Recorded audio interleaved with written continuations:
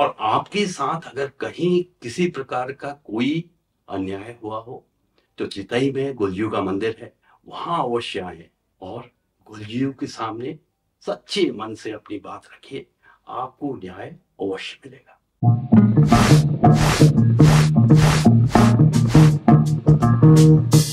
नमस्कार। अगर आप अभी हाल नैनीताल गए हैं तो निश्चित ही आप कैंची में नीम करौली बाबा के मंदिर में भी गए होंगे, जिसे प्रायः हम लोग कैंची धाम कहते हैं। अभी कुछ विशिष्ट व्यक्तियों या जो फेमस लोग हैं उनके इस स्थान को विजिट करने के बाद से यहाँ बहुत ज्यादा भीड़ होने लगी है, परंतु हमेशा से ऐसा नहीं था।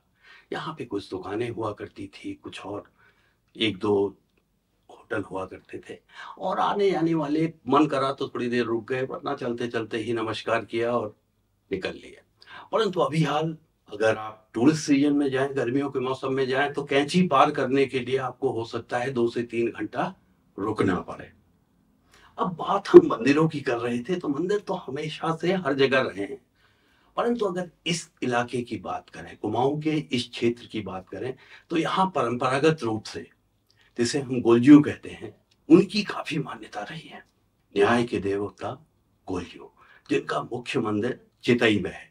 अल्मोड़ा से जो पिथौरागढ़ के लिए रोड जाती है, उसमें एक स्थान आता है चितई, जहां पर गोलजू का मंदिर है। और गोलजू को यहाँ के लोग न्याय के देवता के रूप में पूजते रहे हैं। और मान्यता है कि गोलजू जब वीर गति को प्राप्त हुए तो उनका सिर जो था वो चंपावत में गिरा और उनका घोड़ा उनके धड़ को लेके यहाँ चितई तक आया।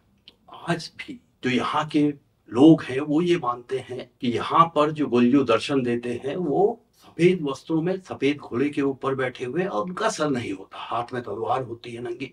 और कई बार अगर अंधेरे में कोई व्यक्ति जा रहा है तो लोग ये कहते हैं कि गोलजू उसको सुरक्षित छोड़ने उसके साथ साथ चलते हैं ताकि उसका कुछ अशुभ ना हो। मान्यता की अगर बात करें तो यहाँ पे गोलजू को पिटिशंस दी जाती है।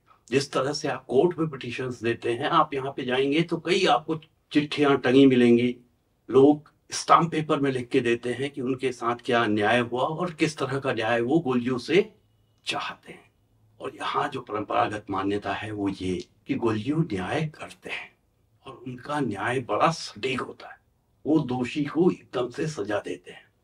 अब हम परंपराओं की बात कर रहे थे, तो यहाँ की जो परंपरागत रूप से यहाँ के जो लोग रहने वाले हैं वो किस तरह से गोलजू से गुहार लगाते थे। वो स्टाम्प पेपर पे नहीं लिखते थे, वो दोपहर में जबकि पूरी धूप है, चारों तरफ उजाला है, बिना वस्त्रों के, नग्न होके, हाथ में जलते हुए शूले लेके या जलती हुई मशाल लेके गोलजू के थान पे जाते थे, गोलजू के मंदिर पे जाते थे और उसे वहां मशाल को गाड़ देते थे। और फिर गोलजू से बोलते थे कि हे गोलजू, पूरी दुनिया के लिए दिन है, मगर मेरे तेरे रहते हुए मेरे लिए रात हो गई है। मेरे साथ इस तरह का अन्याय हो गया है। ये सिमली थी कि वो दिन में भी चूल्हे या मशाल जला के आ रहा है। और यहाँ के लोगों का कहना है कि गोलजू न्याय में थोड़ा देरी कर सकते हैं, मगर उनका न्याय होगा जरूर और बहुत सटीक। तो अगली बार अगर आप इस इलाके में आते हैं और आपके साथ अगर कहीं किसी प्रकार का कोई अन्याय हुआ हो तो चितई में गोलजू का मंदिर है, वहां अवश्य आए और गोलजू के सामने सच्चे मन से अपनी बात रखिए, आपको न्याय अवश्य मिलेगा। धन्यवाद। आज के लिए इतना ही।